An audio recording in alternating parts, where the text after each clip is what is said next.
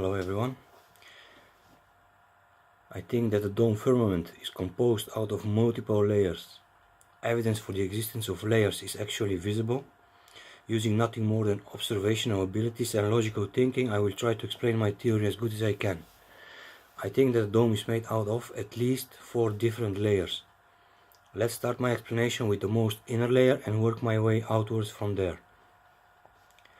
The first, most inner layer is made out of a transparent material. It must have a tight yet somewhat flexible composition. It is a material that can take a punch if necessary. The possibilities of attacks from within were definitely taken into consideration by the designers and builders of this place.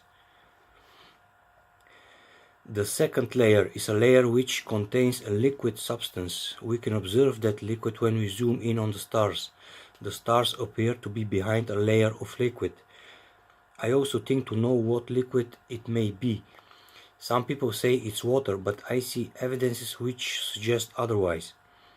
I think it's pressurized gas. I think that the liquid in the second layer is nitrogen in liquid form. Liquid nitrogen is transparent and thus have a very low temperature. It's minus 196 degrees Celsius. It could explain the low temperatures as we go higher up towards the dome, and even the low temperatures at ground level as we go towards the Antarctic rim. It could be indeed liquid nitrogen also, because this terrarium needs a coolant of some kind. Nitrogen in liquid form would be the best candidate. Water, on the other hand, would not have any practical use up there. I am certain that there are giant furnaces below ground which provide enough heat for the production of lava and therefore terrain. Volcanoes, hot springs and underwater hydrothermal vents are evidence of this.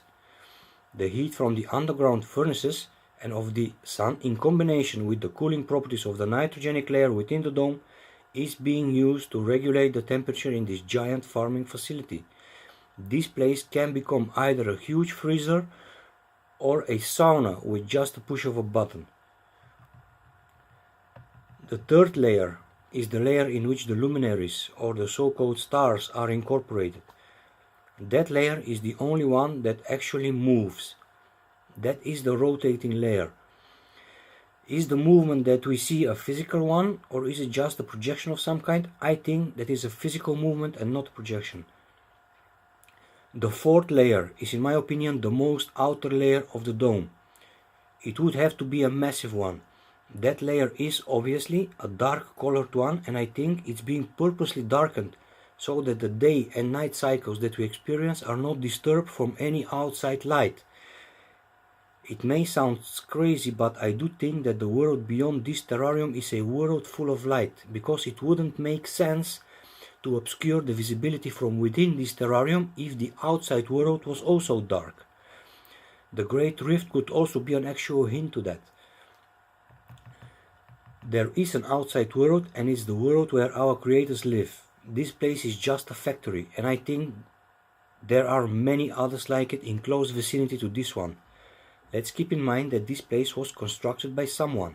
All that we see was purposely made. There are no natural things. This is a farming enterprise on a large scale, on a scale that only highly advanced entities are able to build. This terrarium is a farm. It is someone's property, just as all living things are. I'm also sure that this farm is a manned facility. There is personnel all over the place. For us, this place is bad news. There is a large area on this flat plain at ground level where a person would be able to physically touch the dome firmament. The very outskirts of the vast 75,000 kilometers long Antarctic rim is such area. The dome literally arises from the ground in those regions. The many visits from members of the world elite in recent years had, in my opinion, that very purpose. People like the American politician John Kerry, the head of the Russian Orthodox Church Patriarch Kirill, Prince Harry of Great Britain are just some of the people that we know of that visited Antarctica. Of course, all of them did that under false pretenses, while the true reason of their visit was to see and, I think, to actually touch the dome firmament. Those areas are off-limits for the general public simply because a few photographs or videos taken from people touching the dome could spark mass hysteria if such footage managed to make its way into social media platforms. Thanks for watching, stay tuned, remember to share, like and all the rest. Take care, bye.